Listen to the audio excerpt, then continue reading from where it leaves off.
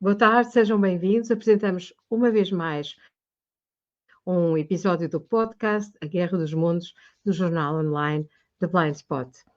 Pedro Coutinho Graça e eu juntamos hoje a Marta Gameiro e, fazendo uma breve introdução aos momentos que hoje vivemos, eu poderia recuar a 1962 por ocasião da segunda reunião do Clube de Roma. A equipa foi liderada por Dennis e Donella Meadows, que conceberam o famoso relatório Os Limites do Crescimento, que espalhou polémica por todo o mundo. E com base em simulações computacionais, os autores projetaram, e a sua equipa projetaram, uma futura interação homem-meio ambiente, concluindo que o futuro seria catastrófico na Terra. Em cerca de 100 anos, a partir de 1972, os recursos ficariam esgotados, dado o desenvolvimento da indústria e dado também o crescimento populacional. Ora, temos aqui em Roma, no Clube de Roma, e no relatório Os Limites do Crescimento, a origem da doutrina das emergências permanentes. Dentro desta doutrina das emergências permanentes, encontramos as emergências climáticas e encontramos também as emergências sanitárias. Eu diria mesmo que é das emergências climáticas que decorrem todas as outras, como teremos ocasião de ver em próximos podcasts. E é por isso que, mais recentemente, em 2016, num outro relatório publicado no âmbito do Clube de Roma, é proposta uma grande novidade.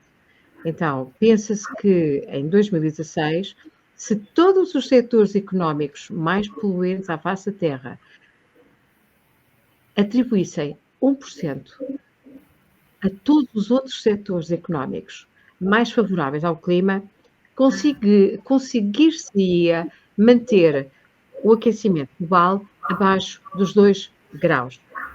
Ora, é neste ambiente em que tudo é uma emergência que devemos enquadrar o que estamos a viver hoje.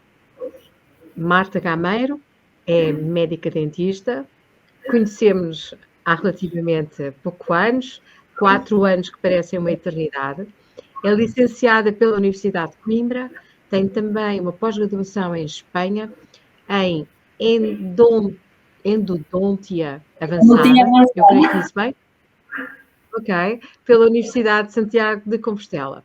Organizou os 2 únicos congressos em Portugal sobre a pandemia. O primeiro sobre a gestão da pandemia e o segundo sobre saúde mental e propaganda. E por falar de participação cívica, a Marta tem sido uma cidadã exemplar. Recentemente esteve na audição no Parlamento dos peticionários relativamente à petição contra a vacinação de crianças e jovens. Foi também a primeira peticionária de uma outra petição sobre o referendo relativo à adesão de Portugal ao Tratado Pandémico e é também peticionária num outro documento que é uma petição pela rejeição do cartão europeu de vacinação.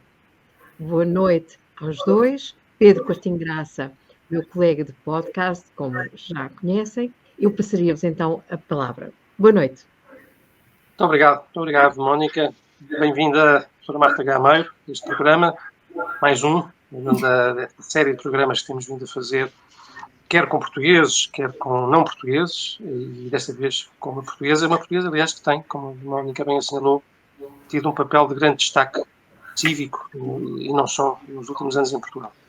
E a Mónica referiu também a questão do tratado pandémico, e a primeira pergunta exatamente que eu tinha para lhe fazer era, penso que há uma pergunta que muitos se farão, dada a dispersão de informações que têm existido, muitas delas contraditórias, qual é o atual ponto de situação relativamente a esse projeto, tratado pandémico?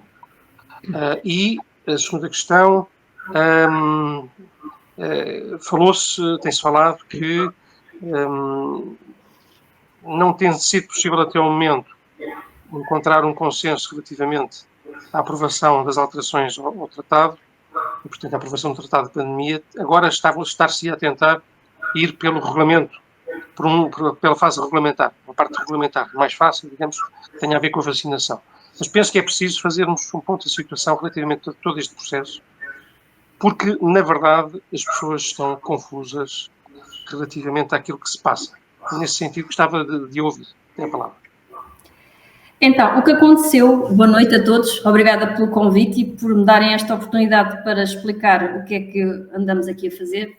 Então, o que aconteceu foi que na última Assembleia Mundial de Saúde, que foi em maio de 2024, decidiu-se por não avançar com o tratado pandémico devido às várias... Não se conseguiu chegar a um consenso, não se conseguiu finalizar um documento e acabaram por se aprovar algumas emendas ao Regulamento Sanitário Internacional que em si não alteram muito o que já existia.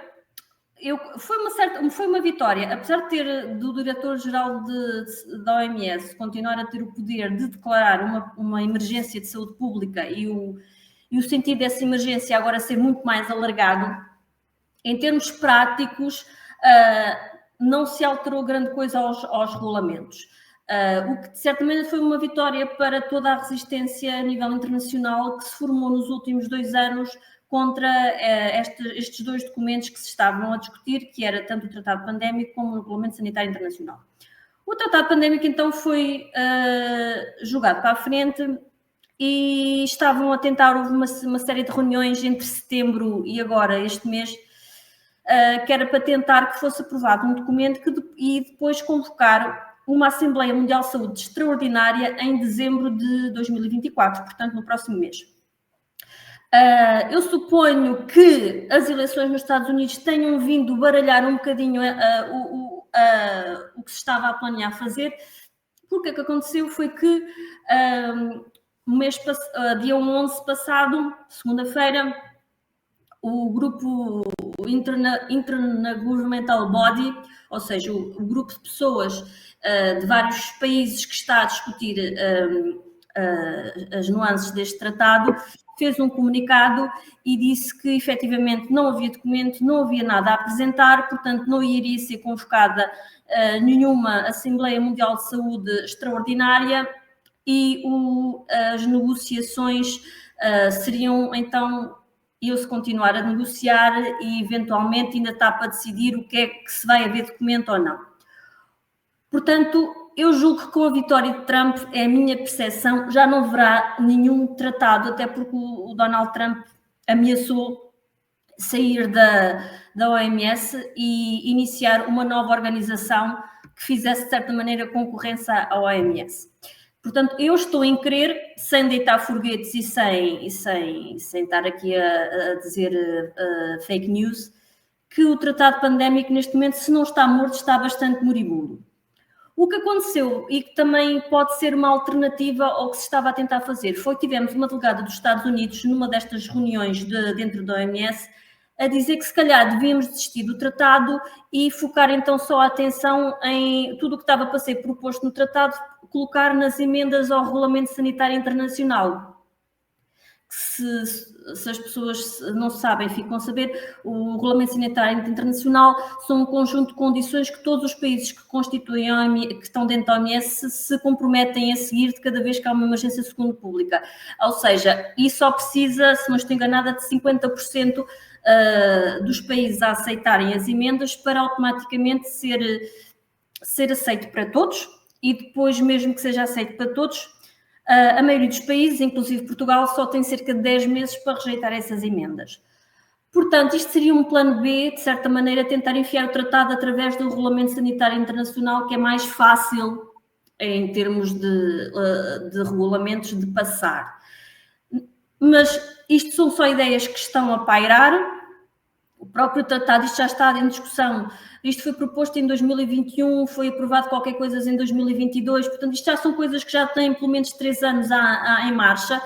Ainda não há novas emendas apresentadas, isto foi só o que ficou no ar. Basicamente, o que temos que esperar neste momento é que Donald Trump ocupe o seu lugar como presidente dos Estados Unidos e esperemos novidades, ver o que é que se passa. Aguardemos os próximos episódios, que isto, se não é uma novela, é um thriller. Obrigado. Eu se calhar, furando o alinhamento, Mónica, e peço desculpa, e uma vez que tem a ver com esta matéria, eu gostava que me dissesse qual é a sua opinião sobre a eventual participação, para já até agora eventual, uma vez que talvez só na segunda-feira tenhamos informações finais sobre este assunto. Qual é a sua ideia, qual é a sua opinião sobre a eventual participação ou no Governo Federal ou como conselheiro do Governo Federal de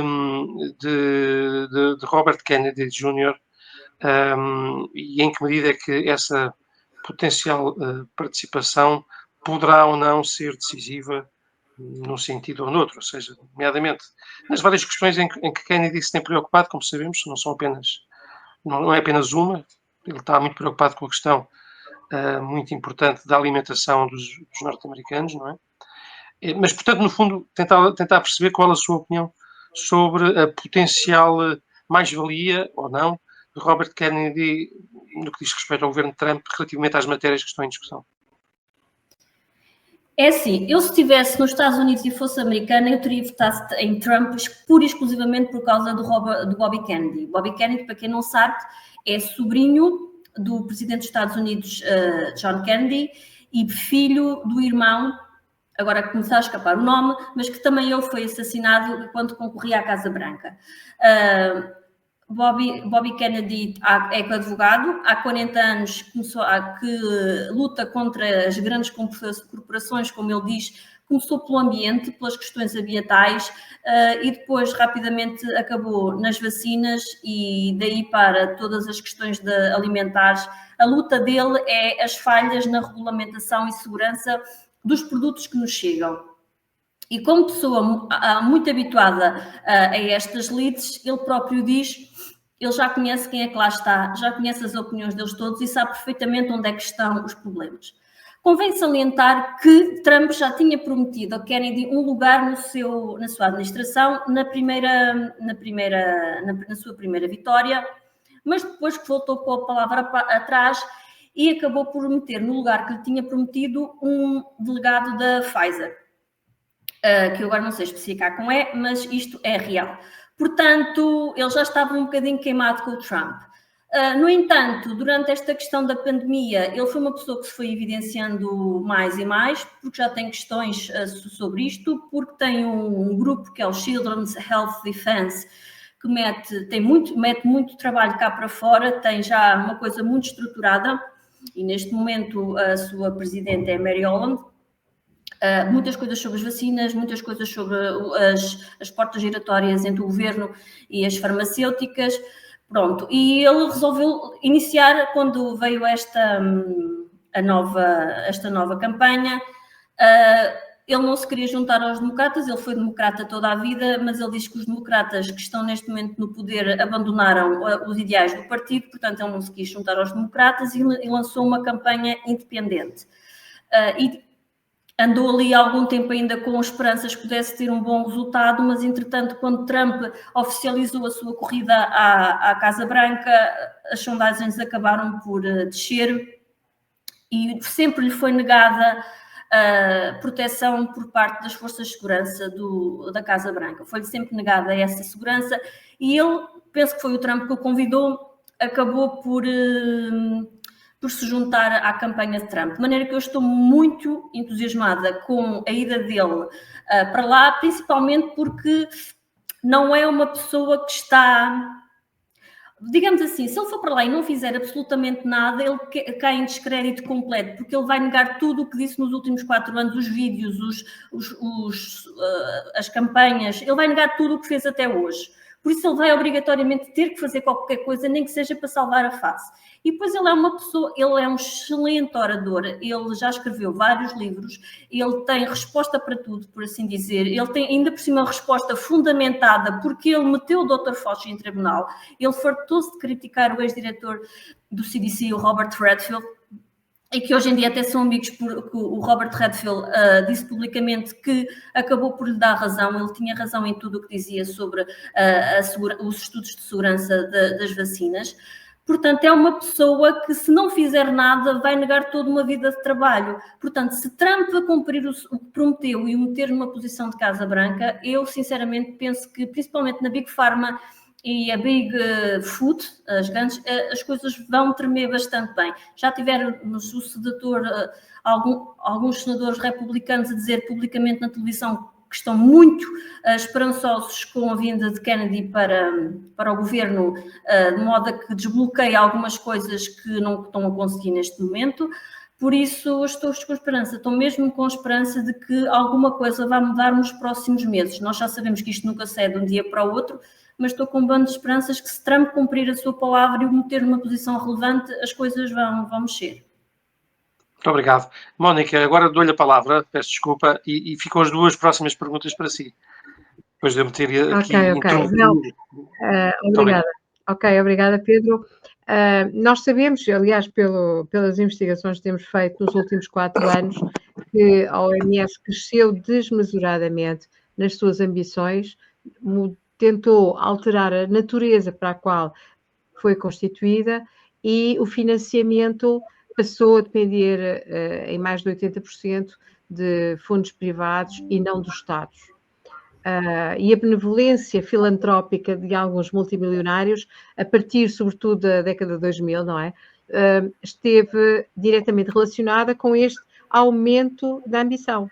Ora, o Kennedy, nos últimos anos e sobretudo também ultimamente, tem exposto muita informação e particularmente até do Gates. Queres comentar, por favor? Sim, inclusivamente Kennedy escreveu um livro sobre The Real Anthony Fauci, onde ele fala essencialmente das reuniões entre Bill Gates e o Dr. Fauci e como Bill Gates faz o que se chama atualmente de filantropia lucrativa. E ele tem muito do que ele tem falado publicamente sobre Bill Gates tem sido nesse sentido. Aliás, diz que o Bill Gates fez a sua primeira doação de sempre a nível particular para uma campanha à Kamala Harris, e Kennedy comentou que muito provavelmente ele só estava a fazer essa doação porque estava com medo que ele fosse para o governo e que andasse a vasculhar a fundação dele. Qual é exatamente o problema?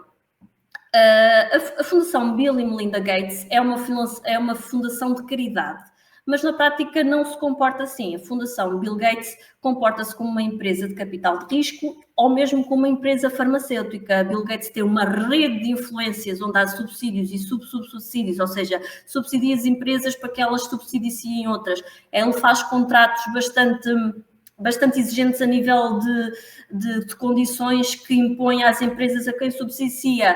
Ele faz bullying com as patentes, ou seja, ele faz os contratos de maneira a ficar com o direito sobre patentes e depois pega nas patentes e, se for preciso, dá a outra empresa que cumpra melhor os objetivos. E a rede, ele financia jornais. Se o jornalista não faz o que a Fundação quer, eles telefonam diretamente para os editores.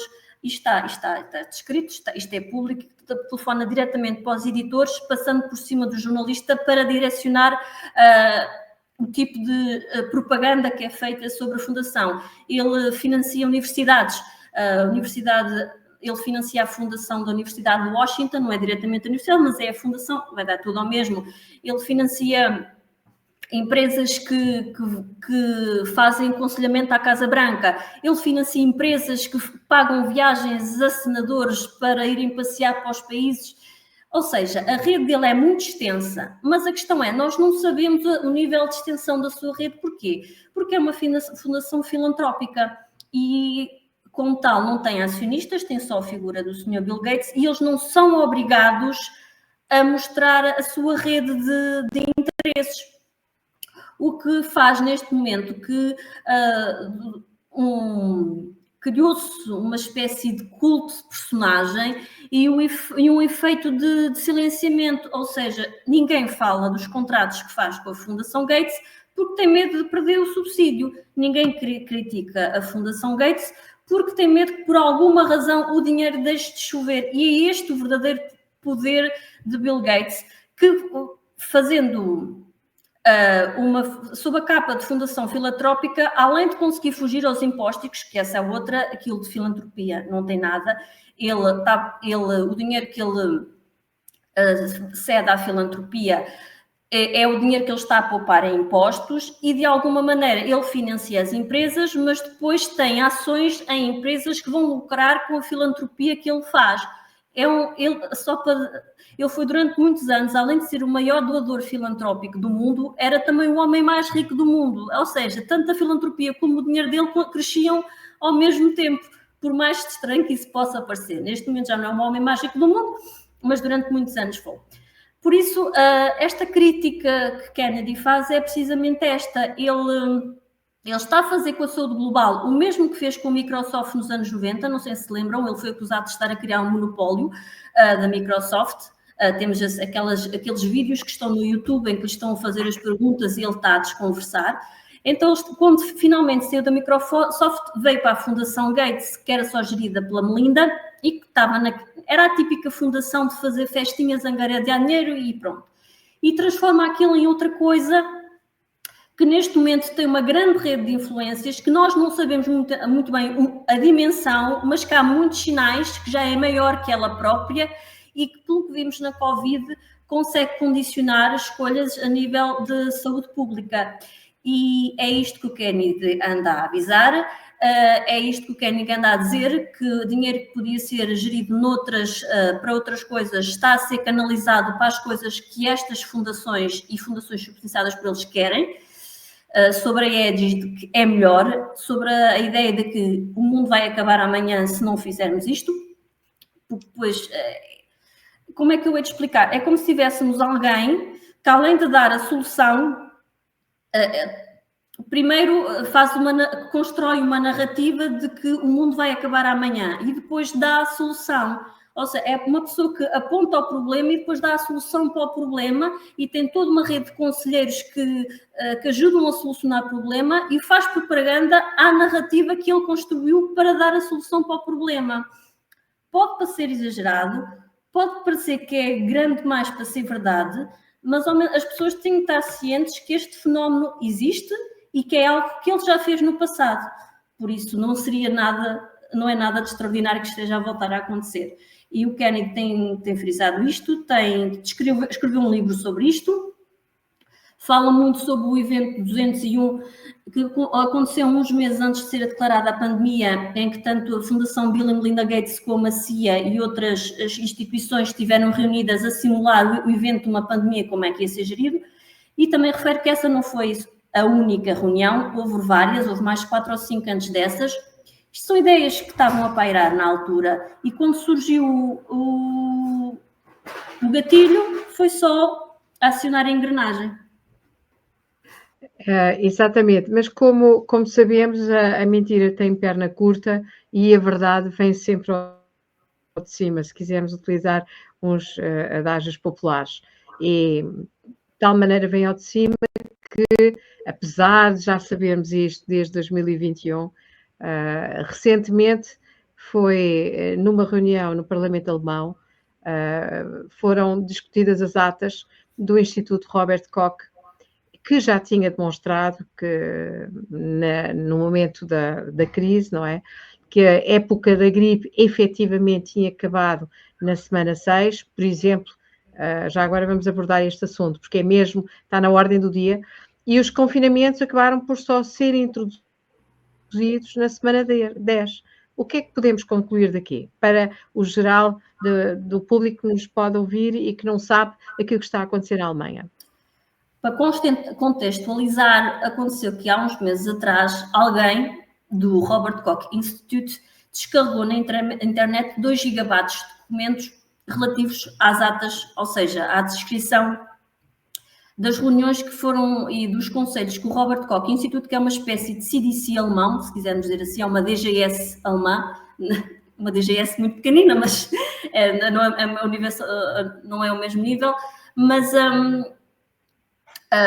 descarregou na internet as atas sobre o que aconteceu durante a pandemia, os conselhos que o Robert Koch Institute deu ao governo E o que faz este professor, o professor Steven Murk, vai ao Parlamento Alemão e o que ele faz é, ele pega nas atas e traça as principais frases de cada atas e compara com o que aconteceu na realidade. E o que se chega à conclusão é que a evidência científica para as medidas que foram feitas não havia nenhuma. Muitas vezes o Robert Koch Institute até dizia exatamente o contrário, mas por alguma razão era o Robert Koch Institute que se tinha a subjugar ao governo e não o governo seguir os conselhos do Robert Koch Institute.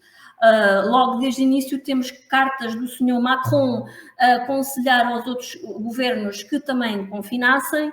Temos uma frase inacreditável em abril de 2020, pânico completo em todo o mundo, uma frase no Robert Koch Institute.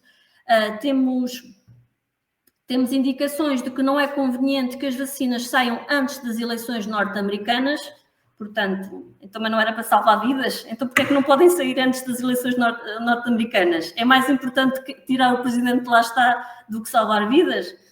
É isto que se questiona.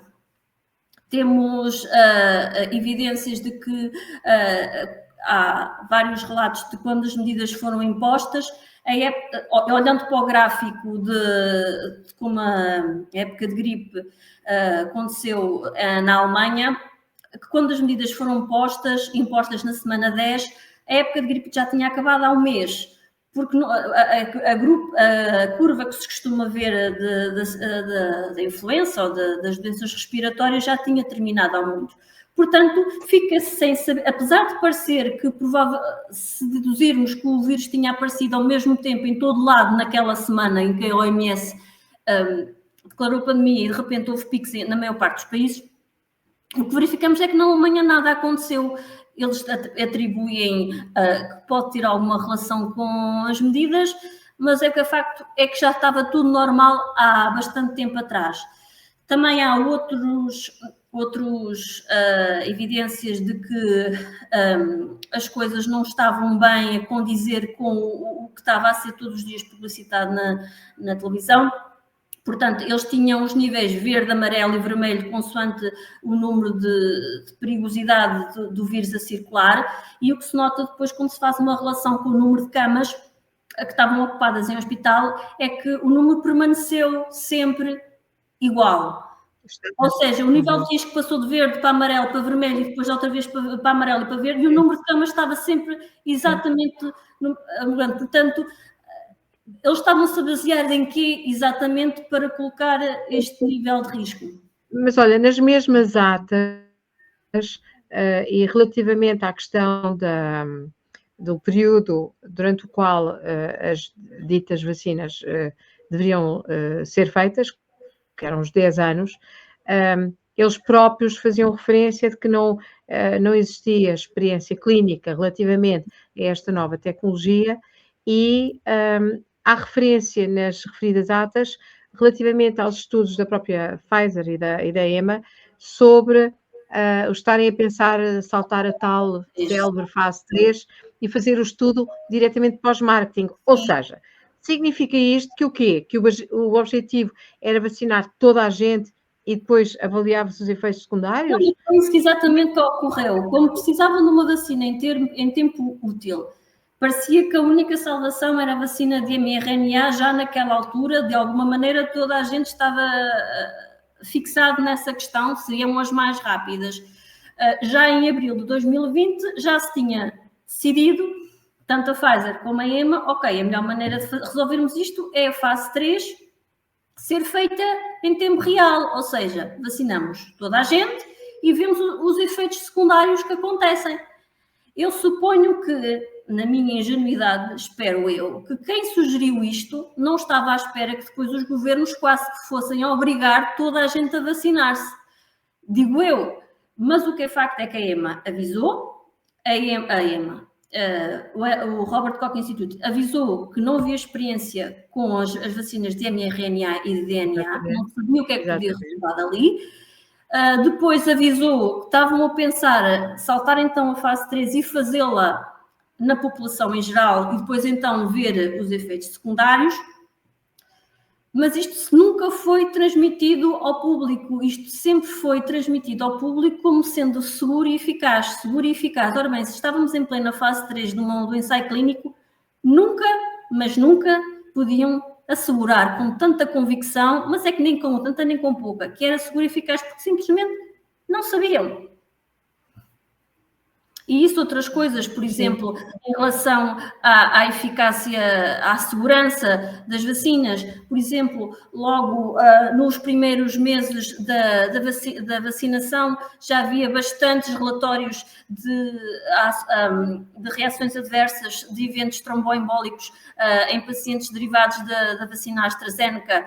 O Robert Koch refere isso e avisa que já tem uma elevada taxa deste tipo de problemas e, no entanto, temos nos meses seguintes tanto Angela Merkel como o Ministro da Saúde a vacinarem-se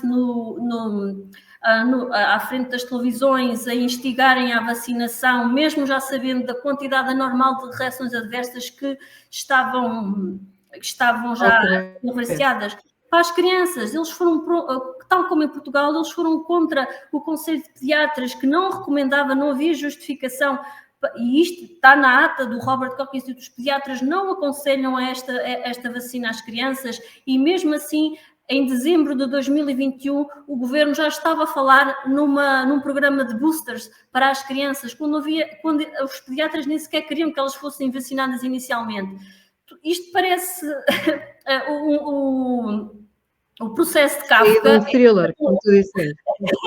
Isto é de loucos, parece mesmo, isto não faz sentido nenhum, porque é que tanta insistência. Aliás, quando foi a questão de já ter-se acabado de grupo, há até pessoas do governo a avisarem que seria conveniente não mandar esses dados cá para fora, porque senão não havia justificação para colocar mais medidas. Portanto, o foco do governo estava em colocar mais medidas. E a gente não consegue deixar de olhar para estas coisas e pensar, então, mas porquê? Qual era? Se não havia base para sustentar isto, porquê é que o governo estava tão apostado em avançar com as medidas? É isto que acaba no final, por muita boa vontade que a gente queira e acreditar nas pessoas e nas instituições, a gente fica sempre, quando a prova nos aparece à frente, temos que sempre questionar. Pedro, está aí? Eu acho que o Pedro está a ter algumas dificuldades de rede. Então, eu colocava-te a seguinte questão. Se não eram nem seguras e efetivas, tal como era assumido, não é? Relativamente à transmissão, isso levou a que se impedisse, ou seja, levou, dito de outro modo, levou a que se excluíssem os não vacinados da vida social. Sempre havia alguma base científica para haver esta divisão, e tal como Jacinta Ardern também disse que, se fosse necessário, haveria mesmo uma divisão na sociedade entre os diferentes grupos? A própria Pfizer disse que, a dada altura, num interrogatório, a própria Pfizer disse que não tinham estudado sequer a questão da transmissão. Já quando ainda estavam a decorrer os primeiros ensaios, Peter Doshi, que é um dos diretores da BMJ Online, escreveu 2 artigos em que fazia uma análise dos ensaios que estavam a fazer e dizia: estas vacinas não estão a ser testadas para aquilo que é suposto, para o grupo e para aquilo que é suposto elas curarem. O que é que estão a ver exatamente? O Peter Doshi avisou 2 vezes, fez até declarações gravadas que podem ser. Portanto, o próprio Robert Koch Institute também disse: supostamente estas vacinas fazem isto, mas não há evidência que façam.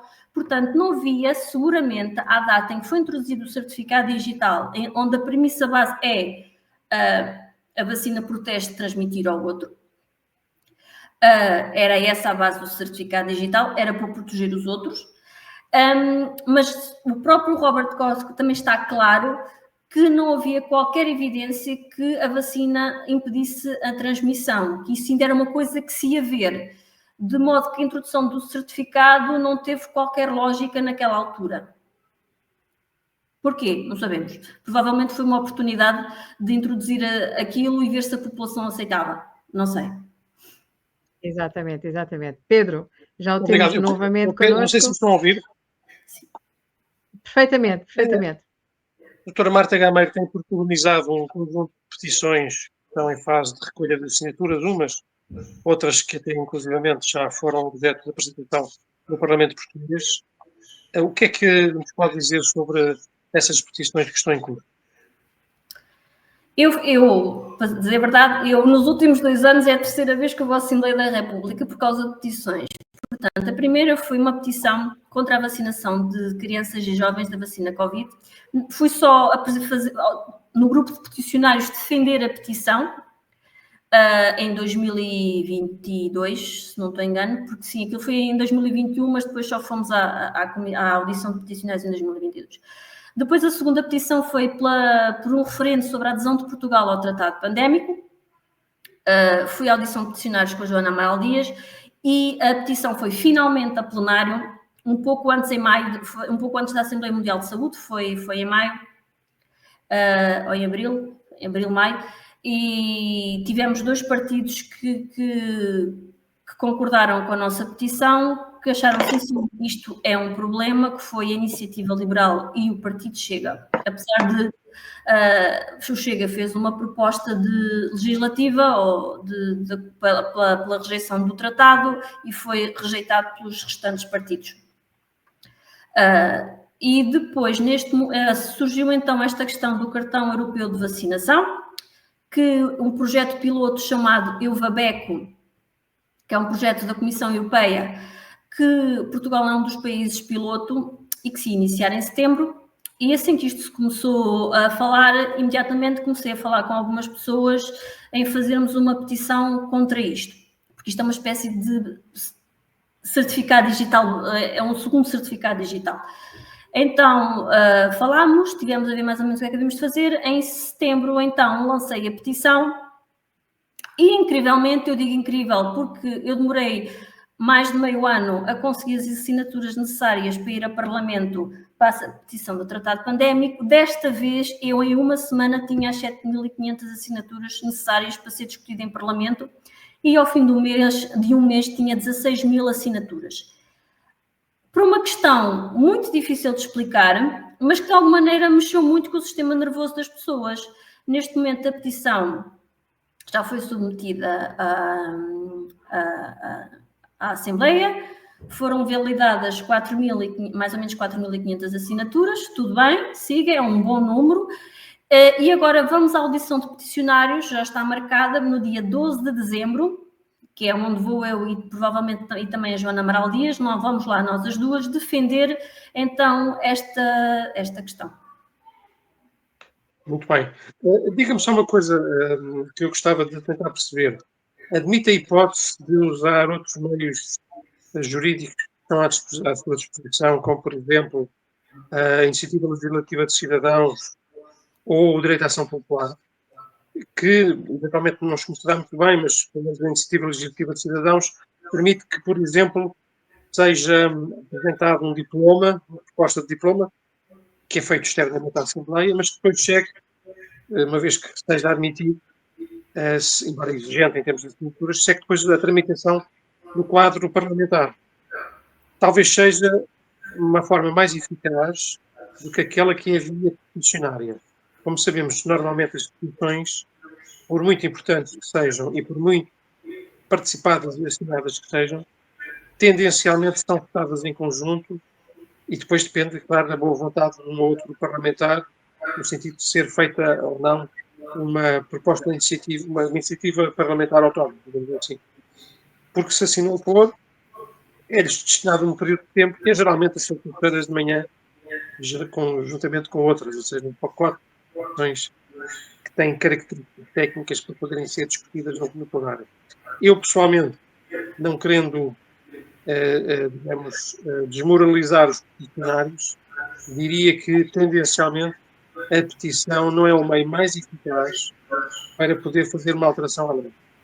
E, portanto, me permite recomendar a iniciativa legislativa de cidadãos, muito mais trabalhosa, é verdade, mas pode ser um meio muito mais eficaz de, na realidade, poder ser feita a alteração ao diploma em vigor ou, inclusivamente, criada uma legislação de novo. Não sei, dá-me a palavra relativamente a esta questão.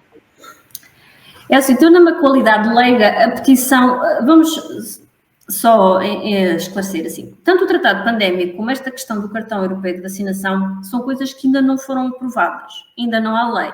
Havia o perigo de, inclusivamente o cartão europeu de vacinação, segundo o que me consta, até é uma coisa em questão constitucional. Eles nem faz muito sentido estarmos no projeto piloto se o conceito em si é inconstitucional.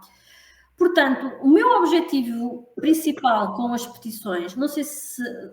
O período de Covid foi bastante traumático, principalmente porque não se podia falar sobre as coisas ou se falássemos éramos imediatamente acusados de qualquer coisa. O meu principal objetivo com as petições, essencialmente, e eu digo isto francamente a toda a gente, é simplesmente ir lá e obrigá-los a ouvir outra opinião. E ficar gravado. E obrigá-los a tomar uma posição, porque eles são obrigados a tomar uma posição. Tanto o tratado... Porque isso é a verdadeira ciência. Desculpa-me interromper. Isso é a verdadeira ciência, não é? É questionar. É questionar. Sim, mas o meu objetivo com as petições essencialmente é esse, é ir lá e obrigá-los a ouvir. O tratado aconteceu o que aconteceu, isto dependia mais do que acontecesse a nível internacional do que propriamente algo que Portugal sozinho pudesse fazer. O cartão europeu de vacinação, lá está, ainda só um projeto piloto. O que eu vou exigir, por assim dizer, na audição de peticionários é que se mais nada for feito, ao menos que saiamos do projeto piloto, porque não faz sentido.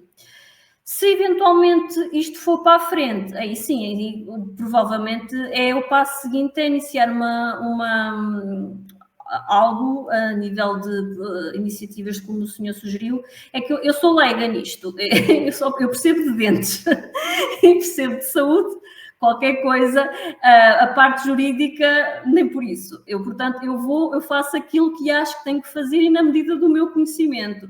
Portanto, se esta questão do cartão avançar, e provavelmente é isso que a próxima pauta é tentar fazer algum tipo de iniciativa que faça mesmo, que seja mais eficaz e que trave a implementação de uma questão desse género. Muito bem. É lei de steps, nós temos que plantar, eu costumo dizer, nós temos que plantar a semente. É assim, eu até posso lá ir e os deputados dizerem esta é maluca, está aqui com teorias de conspiração, mas fica lá a semente.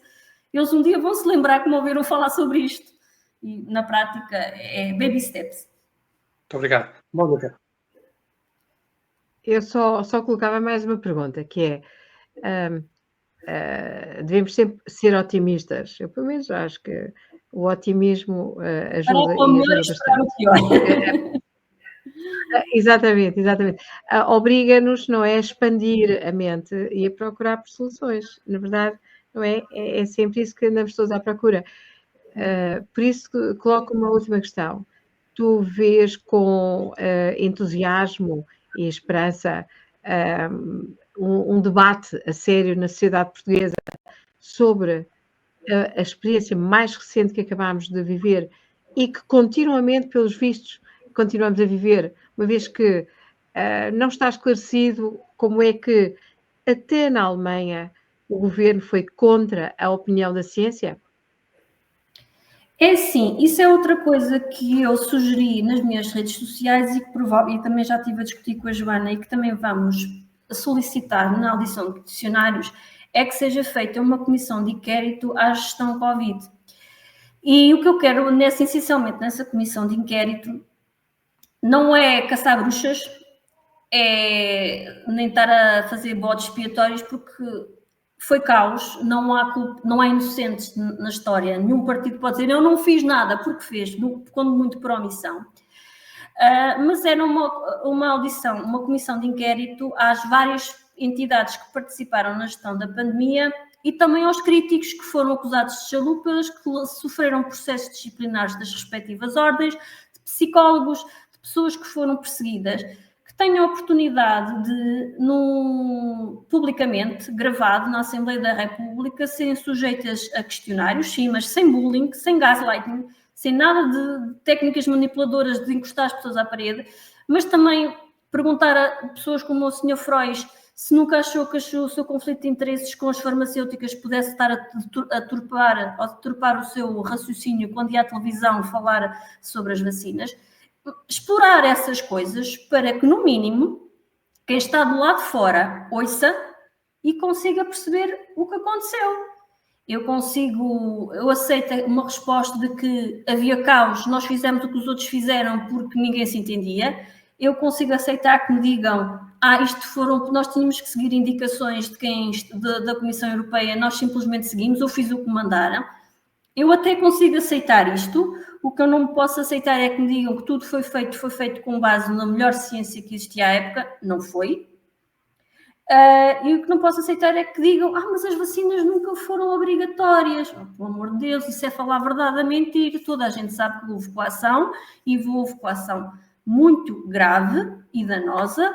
Houve pessoas que se sentiram mesmo na iminência de perder o emprego se não se vacinassem, e isto porque se instituiu um clima de medo e de pânico moral durante aqueles anos em que ou estavas do lado dos vacinados ou dos não vacinados, e que diziam que os não vacinados eram um perigo para a sociedade. Este tipo de exclusão social é coerção à vacinação.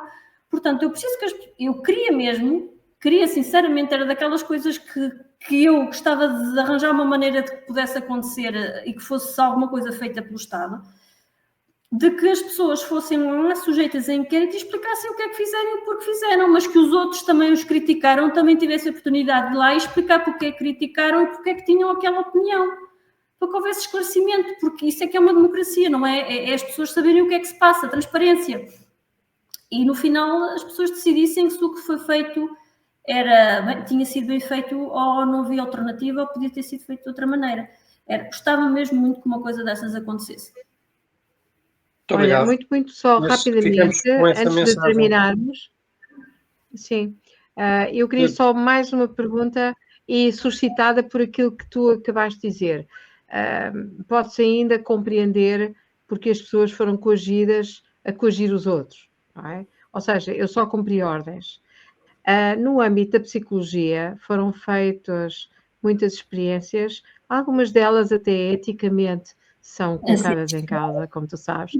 Mas eu costumo referir que aquele trio do Ash, o Milgram e o Zimbardo estudaram até à quarta casa ou à quinta casa a questão da obediência e da conformidade ao grupo e a conformidade também à chefia, não é? Sim. E a questão que eu coloco é, Nuremberg, de alguma forma, surgiu para pôr um fim na coação e para garantir que ninguém é obrigado a tomar, se não quiser, uma medicação. Mesmo com a Convenção de Barrington, mesmo com Nuremberg, mesmo com a importância do consentimento informado, em democracia, tudo isto falhou. Tudo isto falhou. Em tua opinião, é possível voltar a falhar novamente? Um dos problemas com o passar do tempo é que também se perde a memória, não tanto dos eventos, dos grandes eventos, como do que se levou a eles. E nós olhamos muito para o passado com os olhos do presente. A história vai modificando, já não foi bem assim. A gente acha que o ódio aos judeus era uma coisa instituída na Alemanha. Havia pessoas que nem sequer sabiam o que é que se passava, achavam que estava tudo bem. Isto é real. Achavam que estava tudo bem, não faziam parte da classe perseguida, estavam a viver a vivelas lá. E foi uma questão, os próprios judeus, foi uma crítica que lhes fizeram inicialmente, os próprios judeus colaboraram, por isso é que Hitler tinha aquilo tudo tão bem organizadinho, porque os próprios judeus deram os nomes e as moradas e as coisas porque achavam que o Hitler os ia ajudar. Houve todo um conjunto de circunstâncias que depois culminaram no Holocausto e na Segunda Guerra Mundial e tudo o que aconteceu depois, posteriormente à Segunda Guerra Mundial. Eu não acho que a democracia tenha falhado. Eu sou uma ótima. Eu acho que se não houvesse democracia, as coisas neste momento estavam muito piores. Eu acho que se não houvesse a mínima memória, o certificado digital não tinha sido embora, tinha ficado. Eu acho que é a democracia que está a permitir que eu, como pessoa singular que está aqui, consiga ir fazendo estes ativismos, como a Mónica, como o Pedro e como outras pessoas em Portugal, e não estejamos ainda no Tarrafal. Eu acho que a democracia está a funcionar. Demora é tempo. E se calhar não conseguimos evitar que muita gente se vacinasse. Mas isto são coisas que faz parte da história, faz parte do processo. Mas há uma vitória até agora. E nós temos que reconhecê-la, porque é o que nos permite ter energia e esperança. Se continuarmos a falar, algo mais grave não se passará. Por isso, na minha opinião, muito sinceramente, a democracia está a funcionar. A democracia é isto. Só que Obrigada, Marta. Não é um processo linear e limpo como gostaríamos que fosse. Muito obrigado.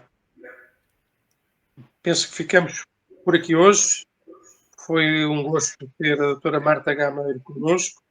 Agradecemos a sua participação neste programa e nós vemos-nos por aí, realmente no próximo. Muito obrigado. Obrigada, Marta. Muito obrigada. Obrigada a todos. Obrigada.